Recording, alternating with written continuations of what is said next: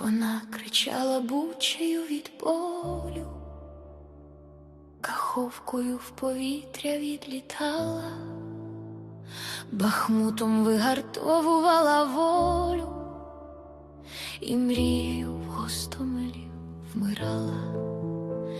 Жінок з дітьми сховала на чужині, синів своїх найкращих віддавала, щитом закрила київські святині, Херсоном у безодню поринала. Писала піти